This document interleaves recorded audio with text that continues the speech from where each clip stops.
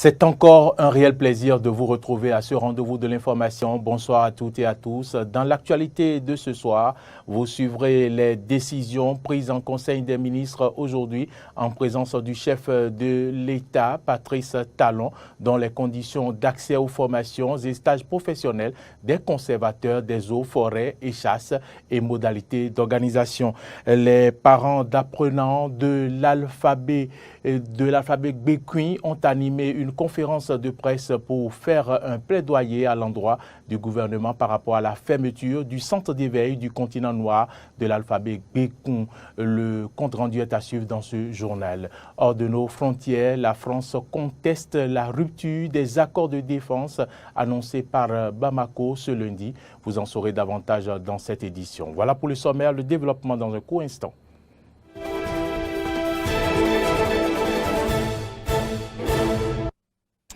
Bienvenue à toutes et à tous. Comme je vous l'annonçais en titre, le Conseil des ministres s'est réuni aujourd'hui à la présidence de la République en présence du chef de l'État, Patrice Talon. Plusieurs décisions ont été prises, dont entre autres les conditions d'accès aux formations et stages professionnels des conservateurs des eaux, forêts et chasses et modalités d'organisation. Je vous invite à présent à suivre le compte rendu du secrétaire général adjoint et porte-parole du gouvernement, Wilfried Léandre Humbedji. Les décisions ci-après ont été prises. S'agissant des mesures normatives, sous cette rubrique ont été adoptés les décrets portant modification du décret numéro 2021-535 du 20 octobre 2021 modifié portant création, attribution et composition du comité des événements touristiques, création, attribution et composition du comité muséographique du Musée international du Vaudou, conditions d'accès aux formations et stages professionnels des conservateurs des eaux, forêts et chasses et modalités d'organisation, puis création du Conseil béninois de développement durable. S'agissant des communications, en un, mise en œuvre du plan d'action de réinstallation des personnes affectées par les travaux de protection du segment de côte et la conduite Grand Popo. Le démarrage des dits travaux est imminent. Le recensement et l'évaluation des biens se trouvant dans les emprises ont été aussi effectués.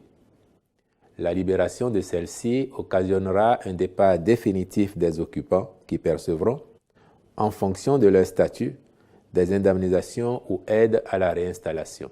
En point 2, compte rendu des travaux d'examen des outils de gestion des ministères au titre de l'exercice budgétaire 2022. Globalement, il a été noté une amélioration de la qualité des outils de gestion préparés au niveau sectoriel. Cependant, des insuffisances majeures, voire récurrentes, ont été relevées et corrigées et des recommandations formulées. Les ministres concernés prendront en compte ces recommandations pour leur mise en œuvre effective. En point 3, compte rendu des travaux de comités départementaux interministériels d'évaluation des indemnités de propriété dues aux victimes d'alignement de divers projets d'aménagement et de bitumage de routes. À l'issue des travaux, plusieurs sinistrés ont été dénombrés sur l'ensemble de ces projets pour bénéficier d'une indemnisation. Prenant acte de ces comptes rendus, le Conseil a instruit le ministre des Infrastructures et des Transports à cette fin. En point 4, mise en œuvre du projet Lumière du Bénin. Le constat est fait que le taux de couverture de l'éclairage public est extrêmement faible dans la plupart de nos communes, voire nul dans certaines d'entre elles. C'est pour pallier cette faiblesse que le programme d'action du gouvernement 2021-2026 a inscrit le projet Lumière du Bénin au titre des priorités.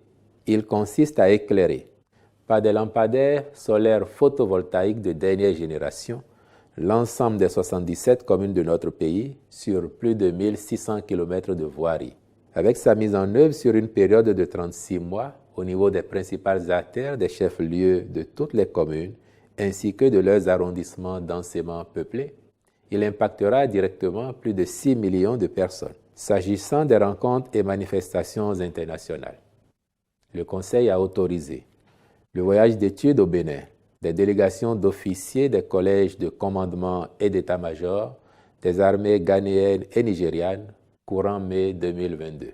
La participation du Bénin à la conférence internationale sur la protection sociale en santé qui se tiendra à Niamey au Niger du 10 au 13 mai 2022. Vous pouvez suivre donc l'intégralité du Conseil des ministres d'aujourd'hui, l'intégralité du compte rendu après ce journal. Le journal se poursuit, je vous l'annonçais en titre, les parents des apprenants du premier centre d'éveil du continent noir de l'alphabet Gbekun étaient ce matin à la Bourse du travail de Cotonou. Ils y ont animé une conférence de presse pour faire un plaidoyer à l'endroit du gouvernement par rapport à la fermeture du dit centre. Le point est à suivre avec Frédéric Espoir-Oumambou. Depuis le 24 mars dernier, le gouvernement béninois a décidé de la fermeture avec effet immédiat du premier centre d'éveil du continent noir. Un centre créé en 2016 par Feu Wesse Aïk-Berikin Vidéwenu et basé sur l'alphabet Gbekun. Une situation qui désole les parents d'apprenants de ce centre. Et c'est pour se faire entendre et mieux se faire comprendre qu'ils ont donné cette conférence de presse. L'école, c'est pour permettre au gouvernement de voir la réalité de ce que c'est que Gbekun, de ce que Gbekun a en lui comme philosophie. Donc c'est une école pilote, l'école qui donne l'enseignement en Gbekun. Et nous demandons au gouvernement de se rapprocher de ceux-là qui sont en train de poursuivre l'œuvre de Wesse Aïk-Berikin dans ce sens pour en savoir plus, pour comprendre quelle philosophie entoure l'enseignement grâce à l'alphabet Gbekun. Pour les parents d'apprenants, plus besoin de démontrer les avantages contenus dans un pareil système éducatif. L'enfant qui est né dans une langue doit pouvoir commencer à apprendre. On doit pouvoir l'enseigner à partir de cette langue d'abord. Il peut aller au collège et commencer par apprendre une langue étrangère. Parce qu'on doit pouvoir communiquer avec d'autres pays. C'est normal. Mais moi, j'ai mis mon enfant là parce que je suis fond. Et je dois éduquer mon enfant d'abord dans ma langue fond. Et le système a tout. On a tellement préparé le système que c'est formidable. Même le blanc, si le jour il va toucher à ça, il va crier. Mais les Noirs ont telle intelligence en leur sein. C'est tellement conçu que je suis tombé amoureux. C'est pourquoi ils appellent les autorités en charge de l'éducation au Bénin et tout le gouvernement en général à bien vouloir reconsidérer leurs décisions. Comment ils peuvent nous appeler ou appeler le groupe Gbekun pour s'imprégner de vraiment ce qui se passe? Parce que peut-être que ceux qui l'ont rapporté le truc ont mal expliqué parce qu'ils ne savent pas ce que c'est Gbekun. J'aurais voulu qu'un groupe, 2 personnes, 3 personnes du groupe Gbekun qui les interpellent, qui viennent face à face, lui expliquer ce qui se passe, comment la chose se passe. C'est mieux que de rester dans un bureau et de donner une décision. Sincèrement, je me suis dit qu'ils ne sont pas venus s'imprégner de la chose.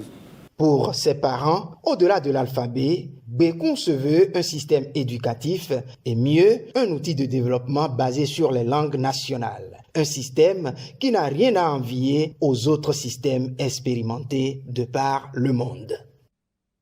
Et vous le savez, le Bénin, à l'instar de la communauté internationale, a célébré hier la 31e édition de la Journée internationale de la liberté de la presse, instituée par l'Assemblée générale des Nations unies. Cette journée est une occasion offerte aux professionnels des médias pour évaluer la liberté de presse et défendre l'indépendance des médias. Différents acteurs du domaine se sont retrouvés à la Maison des médias. Thomas Meillanson. Retour sur cette célébration avec Clémence Tonoucoin. Le journalisme sous l'emprise du numérique, c'est le thème retenu pour la célébration de l'édition 2022 de la Journée internationale de la liberté de la presse. Les acteurs de la presse béninoise se sont retrouvés à la Maison des médias pour échanger autour du thème. Pour les fêtières de la presse, le thème est bien d'actualité dans notre pays. Au Bénin, plus qu'ailleurs, ce thème est d'une brûlante actualité au regard de la place considérable prise ces dernières années par le numérique dans le paysage médiatique au Bénin, avec de multiples impacts sur la pratique du journalisme et sur la sécurité des acteurs des médias du Bénin. D'après le dernier classement de Reporters sans frontières, le Bénin occupe la 114e place. Il perd donc une place en comparaison de l'année précédente. Le Conseil national du patronat de la presse et de l'audiovisuel et l'Union des professionnels des médias du Bénin justifient ce recul par la situation sécuritaire de notre pays. La dégradation de la situation sécuritaire marquée par la multiplication des attaques terroristes contre notre pays, a conduit à l'interpellation de nombreux journalistes dans la partie septentrionale qui, écoutés par les autorités judiciaires, à la Cour de répression des infractions économiques et du terrorisme. Cette situation justifie incontestablement le recul du Bénin dans le classement 2021 de Reporters sans frontières, dans lequel notre pays occupe le 114e rang sur un total de 180 pays. Malgré ce recul, Samuel Elijah, journaliste à l'ORTB, estime que la santé actuelle de la presse béninoise est acceptable. C'est vrai que sur le plan des libertés, le Bénin a reculé et donc c'est un indice qui interpelle les autorités qui doivent prendre quand même un certain nombre de responsabilités pour améliorer bien sûr notre place au sein du Conseil des Nations. Mais je pense pour ma part qu'on peut quand même se frotter les mains du fait qu'aucun journaliste n'a été tué comme en Ukraine, en Russie. Tout se passe, pas forcément à merveille, mais on peut dire que globalement, on accepte la santé que nous avons pour le moment. Abordant la question de la suppression du ministère de la Communication dans notre pays, Samuel Elijah trouve que c'est inédit. Cependant, cela n'entrave en rien l'exercice de la profession. Il y a quand même le ministère du numérique et de la digitalisation qui fait office quand même de ministère de tutelle. Et depuis que cela a été le cas, la presse n'a pas souffert quand même de tutelle. Les directions sous tutelle n'ont pas souffert de cela. Et la ministre qui est là en ce moment, qui était d'ailleurs ministre de la Communication, on s'y connaît. Bon, pour ma part, ça ne pose pas un grand problème sur le plan de l'exercice de la fonction. L'occasion est saisie par les fêtières de la presse pour inviter les acteurs du secteur à faire preuve de professionnalisme dans l'exercice de leurs fonctions afin de poser les bases d'une presse libre et indépendante. Il est important de préciser que pour l'année 2022, Reporters sans frontières classe le Bénin au 121e rang sur 180 pays. Le Bénin perd ainsi cette place. Autre information dans ce journal, les candidats à l'examen du certificat d'aptitude professionnelle CAP au titre de cette année ont démarré les épreuves écrites hier sur toute l'étendue du territoire national. Le lycée technique et professionnel de Kondéou à Cotonou a accueilli 831 candidats répartis dans 30 salles de composition. Suivez ici le compte-rendu. Lycée technique d'amitié sino-béninoise d'Akasato ce matin, un peu après 8 heures. Dans la cour et dans les travées, silence absolu, pas d'âmes qui vivent. Pourtant, dans les salles, ils sont là. Des candidats à l'examen du certificat d'aptitude professionnelle. Les yeux fixés sur la première épreuve du jour, ils creusent les méninges. Et pour s'en convaincre, le directeur départemental des enseignements secondaires, techniques et de la formation professionnelle fait le tour des classes et dope le moral aux candidats. C'est un examen comme tout autre examen. D'accord. L'épreuve qui passe, c'est que l'épreuve. Comme ça, c'est le bateau au mois 18. N'est-ce pas? Au terme du tour des salles, l'autorité départementale des enseignements secondaires, techniques et de la formation professionnelle dans l'Atlantique dit sa satisfaction. Sa satisfaction parce que tout est en ordre. Et les candidats sont déjà dans les salles à 8h00 au niveau de ASBA, tout comme au niveau de EFS. Et l'examen a été lancé. Et donc, les suivants de salle étaient tous présents. Les RDEC étaient là, suivis des agents techniques. Mon staff, le CCTP, le CSEC et moi, nous sommes là. Et nous avons visité toutes les salles, nous avons compris que les élèves ou candidats sont là réellement pour travailler parce que chacun s'affairait quand même autour de sa feuille de composition. Constatant le nombre de plus en plus croissant des candidats vers les filières techniques, Edmond Ouinton dira que c'est un chemin sûr vers l'emploi. Il y a un point d'honneur, n'est-ce pas, qui est fait à l'enseignement technique parce que vous comprenez que quand les élèves sortent directement de là, eh bien, ils peuvent aller à l'entrepreneuriat. Ils peuvent se prendre eux-mêmes en charge. Et vous finissez l'enseignement général, eh bien, il faut encore l'université. Vous finissez l'université, eh bien, c'est l'accès au chômage. Il n'a pas manqué d'adresser un message à l'endroit des parents et des candidats. Je vais leur dire tout simplement que le Bénin a besoin d'eux. Je vais leur dire tout simplement que ce qu'ils composent aujourd'hui, là, c'est ça qu'ils vont appliquer demain. Nous sommes d'accord. Si aujourd'hui, les parents ont pu les envoyer dans un état technique, ils doivent se dire bravo aux parents et continuer à faire. Et je vais demander aux parents, ceux-là qui vont réussir aujourd'hui, eh bien, c'est le CAP qu'ils veulent avoir. Nous sommes d'accord. Il reste encore, n'est-ce pas, des diplômes après. Ils n'ont qu'à aider ceux-là qui vont vouloir continuer. Rappelons qu'ils sont 794 candidats au total, répartis dans 30 salles à composer dans ce centre. Vous l'avez certainement rectifié de vous-même, j'allais dire, en lieu et place du déroulement du CAP au lycée technique de Condéou. Vous avez plutôt suivi le déroulement de cet examen au centre d'amitié sino-béninoise d'Akassato avec Frédéric Espoir Roumambou. Hors du Bénin à présent, la France conteste la rupture des accords de défense annoncés par Bamako ce lundi. Le ministère français des Affaires étrangères a affirmé, je cite, « Cette décision est injustifiée car il n'y a pas eu de violation de ces accords par la force Barkhane ». Fin de citation. Pourquoi le régime militaire de Bamako durcit-il encore plus son bras de fer avec Paris? Est-ce que Moscou joue un rôle en coulisses?